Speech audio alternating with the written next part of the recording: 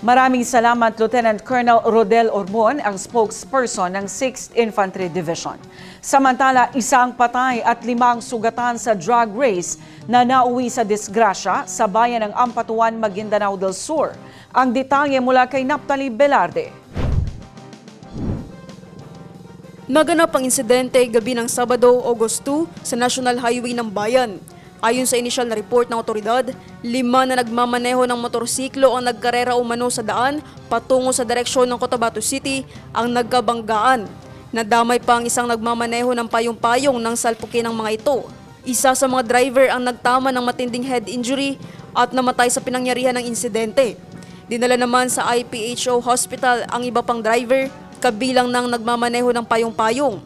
Patuloy pa rin ang investigasyon ng otoridad sa naturang pangyayari. Nasa kustodiya na ng himpilan ng 5 motorsiklo at payong-payong para sa karagdagang investigasyon.